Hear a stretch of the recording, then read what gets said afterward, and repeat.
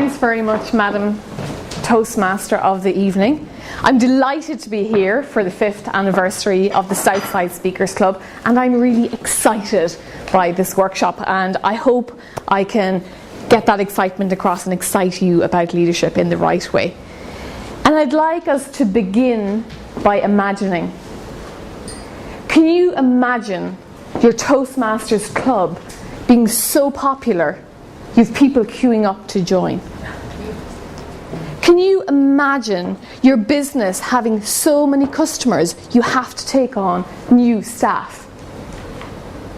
Can you imagine putting your mind to anything and achieving it? True leadership can do that for you. This workshop, Leadership Lies, is about discovering the truth about leadership and the practical steps we can take to become better leaders, to lead in our club, in our company, and our life. And there are 5 lies we're going to cover this evening. But before we do that, let's take a moment, just in case you didn't get to do it at the break, to stand up, shake hands with the person beside you, get their name and ask them why they're here. So just for a minute, stand up and shake hands with the person beside you.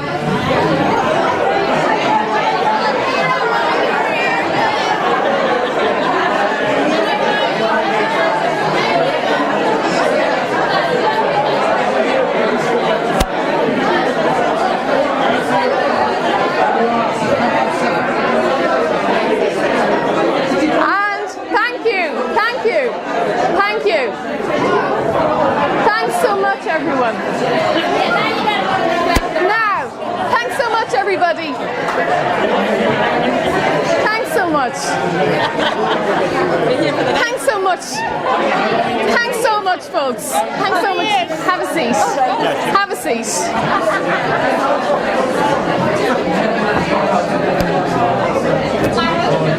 Well, I should have known with Toastmasters that wouldn't go to plan.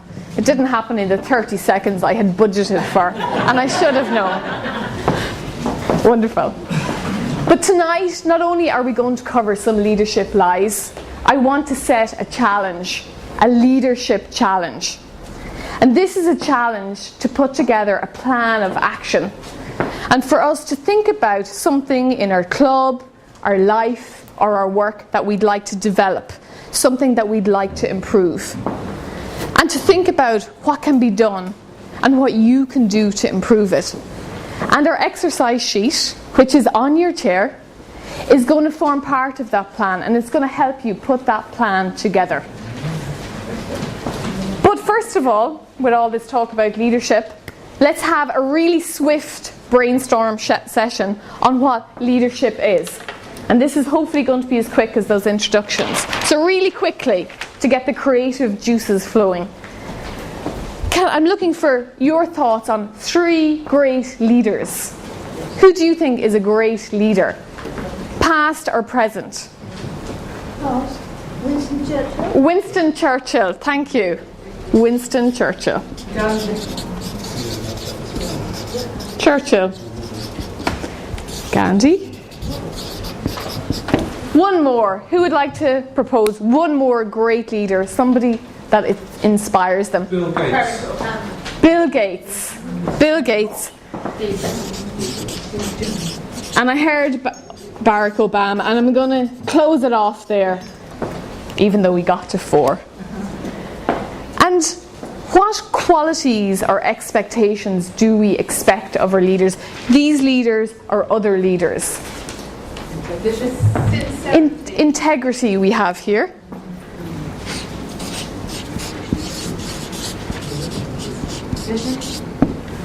Vision. I heard sincerity and vision. Thank you.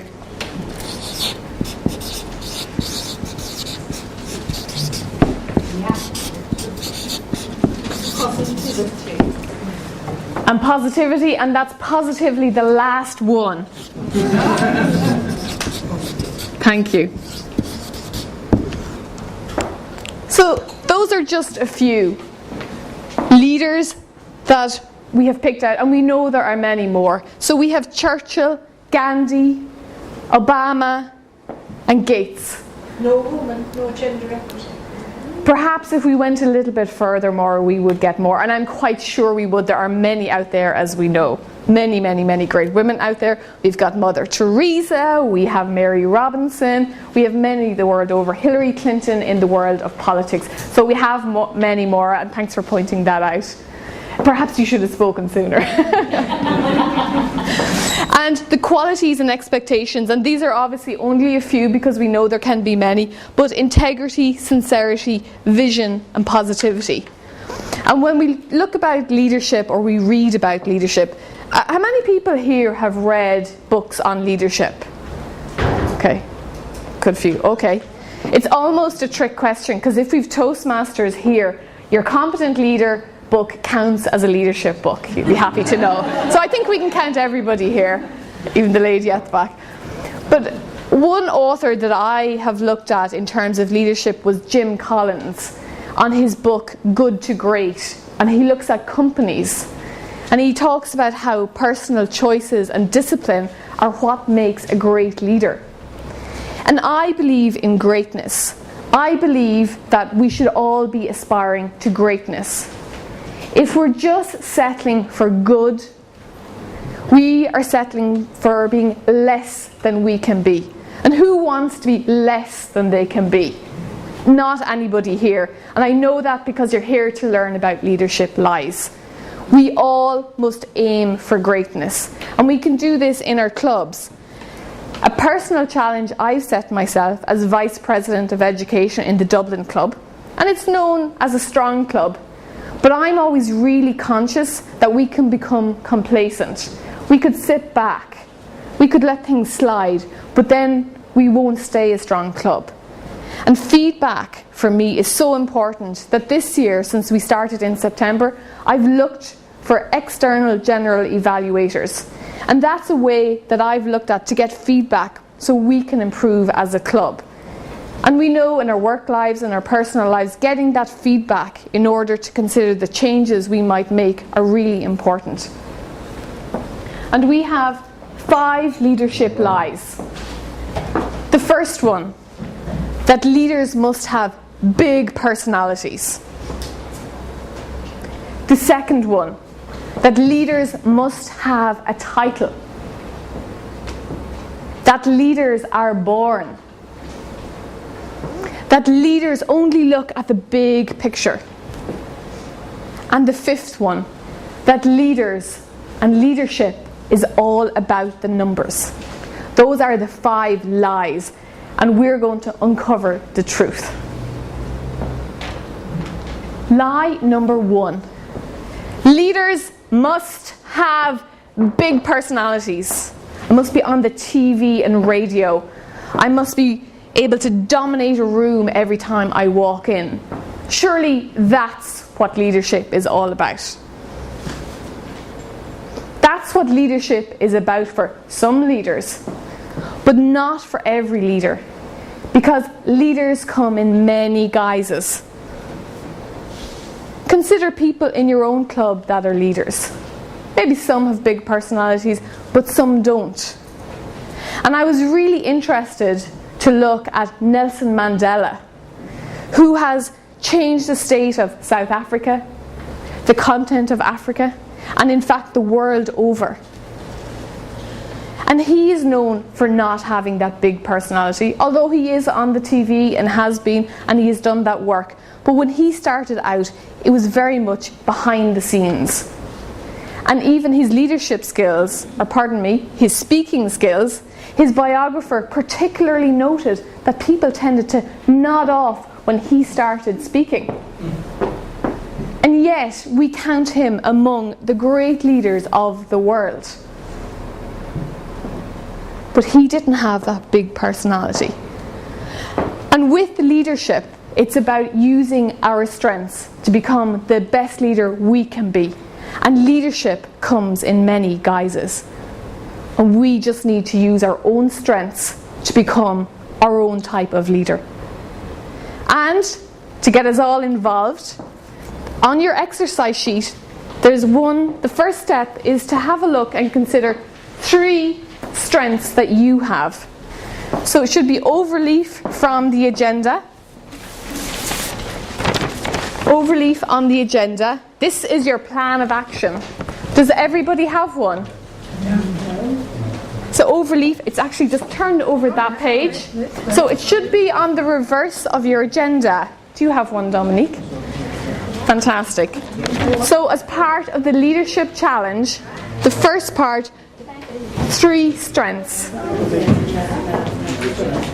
And we have spare if anybody is missing one. You're on the agenda. On the agenda, the agenda for the workshop, not the agenda for the evening. Anybody got a spare pen? Yes. A pen for Laura. So to have a think about 3 strengths that you have. And there are spare if anybody needs any.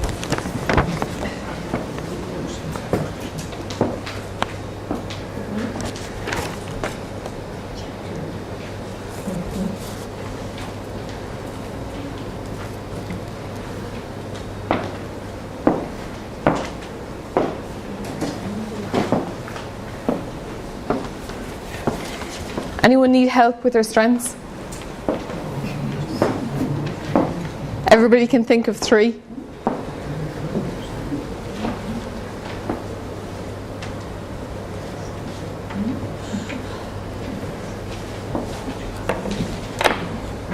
Okay.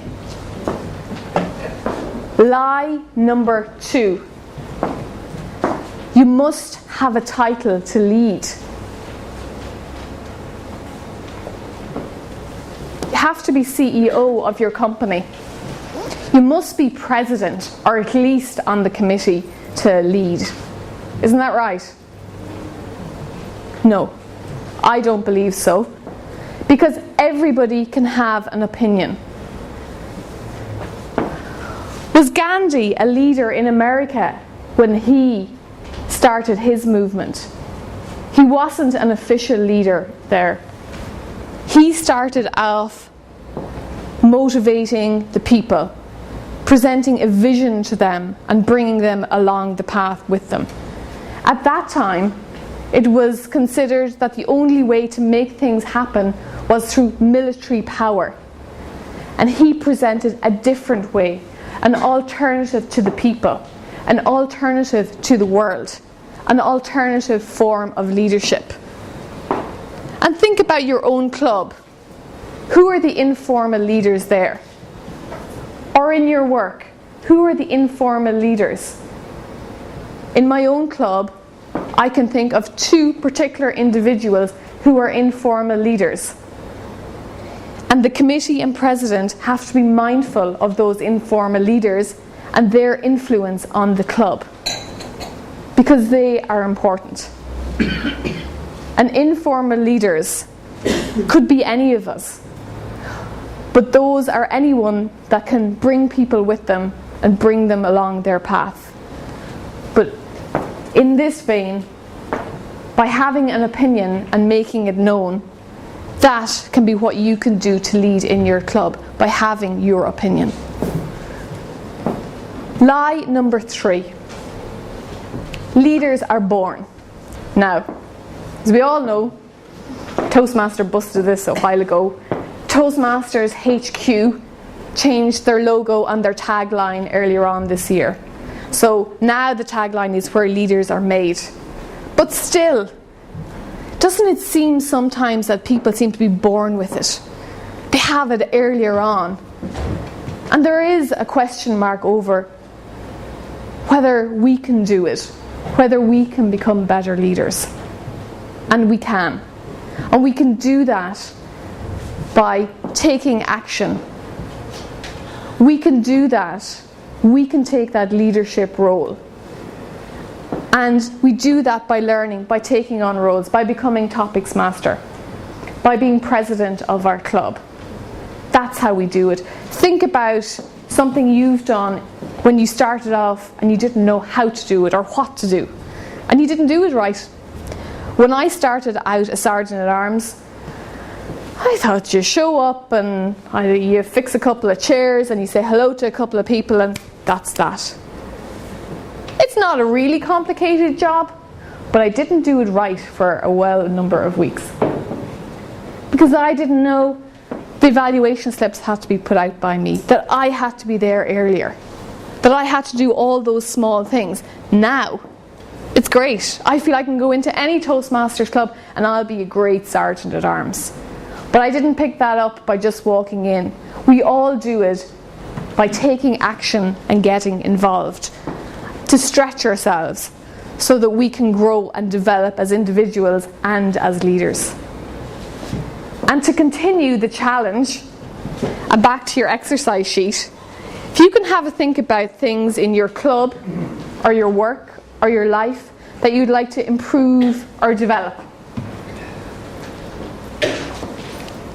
And then across from that, look at how you can show leadership in that area.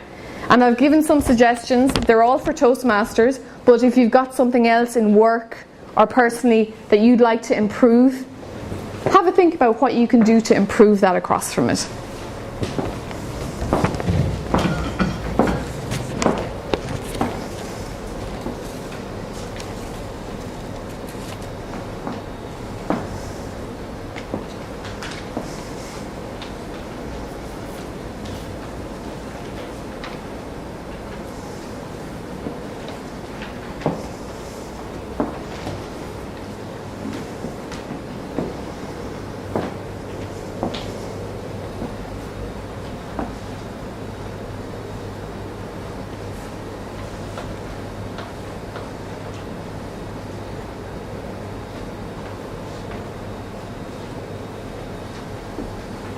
Okay. Lie number 4. Leaders only deal with the very big picture. That's what we read, isn't it? That leaders must have vision. You have to have that big vision, the helicopter view. That's their job. That's all they do. They delegate. They hand it down. And delegation is an important part of the role. But leaders have to be able to work with their team. And they have to make sure the people that they're delegating to can do their job and do it well. Because ultimately, the responsibility rests with them.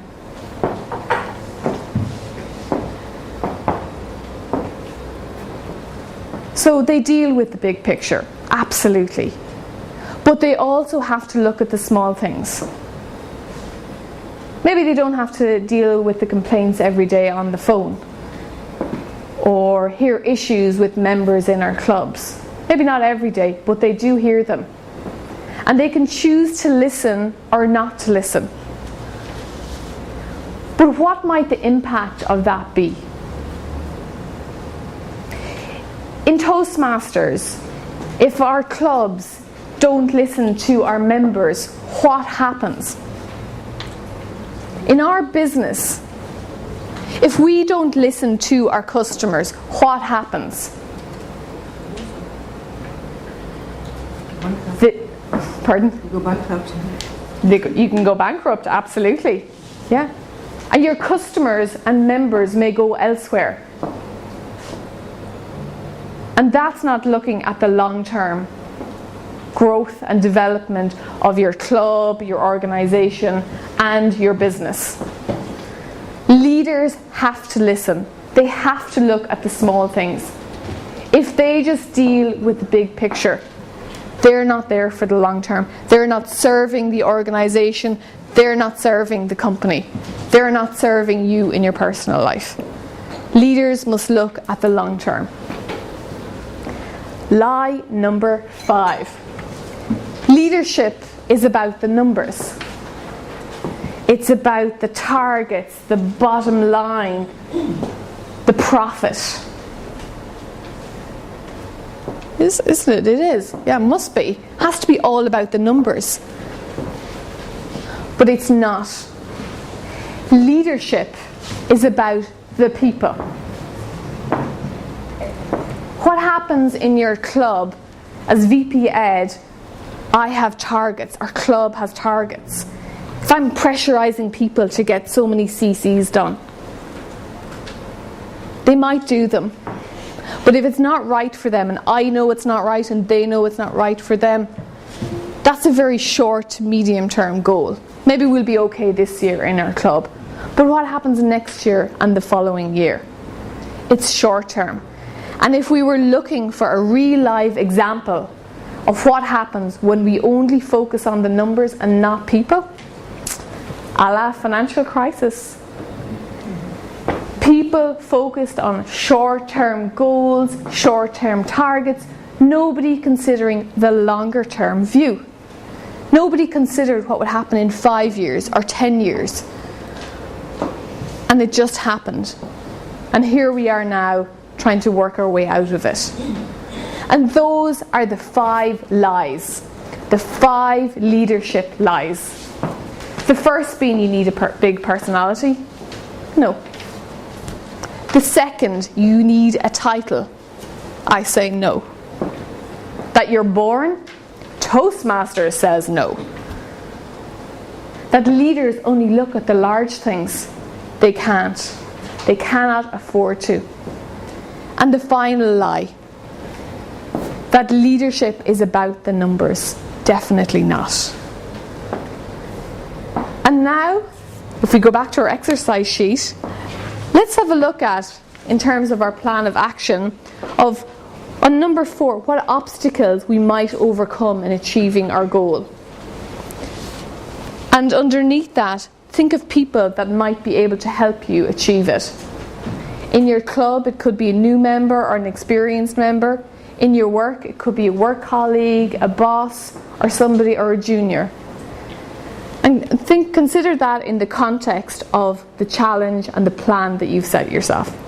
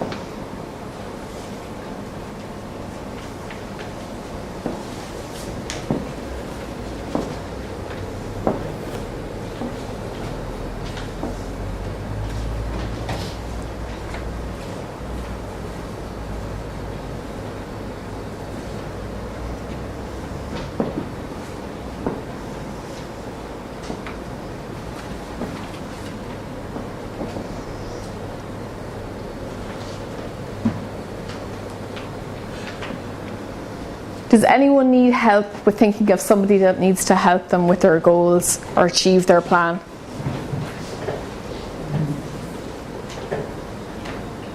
Great. Okay. So we've considered the 5 lies. Now let's look at the truth about leadership. And the truth about leadership is that we expect integrity. We expect sincerity. We expect the vision and the positivity. Leadership is about motivating people and bringing them to the long-term vision, a greater good. And leadership is about serving the group, serving the individuals. And these individuals have served their people. The argument might be, you could say for some of them, that they have served their country, and they may well have done. But that, interestingly, is not what I believe we've selected them as great leaders. It's because they have served their people. Churchill, in a time of war, served the people. Gandhi served the people and the disenfranchised. Gates, well, he served the commercial world and revolutionised things, and the world is quite a different place than it was when he started out. And Obama, with his message of change, leadership change, world change, that America embraced, the world embraced, because they had that long-term vision, the goal, and I was able to carry people with them by motivating them to the greater goal. Using these qualities and meeting our expectations of a true leader. The truths we've uncovered here tonight are that leaders come in many guises. Each of us has the potential to be a greater leader by using our strengths. We've taken a moment to jot down some strengths that we have, and we can use those to become a better leader. We don't need a title to lead. But we know that. We know a title helps in our job because it confers authority. But by having an opinion and by taking action and leading by example, we can lead. Leaders are made, as Toastmasters has illustrated this year, and we have seen as members. We've seen how other people have grown. Hopefully we've seen how we've grown ourselves. I certainly have, and I've seen how others have grown. Leaders have to look at the small picture. They must listen. That's the truth. Leaders must listen. And the final truth, that leadership, of course, is about the people. It's about you. It's about me. It's how we treat each other. It's how we make each other feel. Do we feel like we have a common goal? Do we feel like we can work together? Do we want to serve other people? That's what leadership is all about. Those are the truths about leadership. The truths we've uncovered here tonight have enabled us to see what we can do and how we can do it. The truth shall set you free, and the truths tonight free us from the lies so that we can lead in our work, in our company, and in our lives.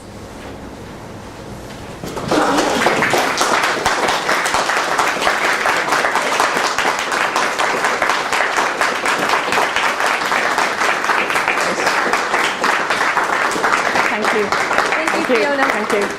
Thank You've you. certainly given us a lot of useful information, and I particularly enjoyed learning that not just that we can become more confident leaders, but how we can become more confident leaders. And so, as a token of our appreciation, present with just a novel. Oh, thank you very much. Thank you. Thanks very much. Thank you very much. Thank you.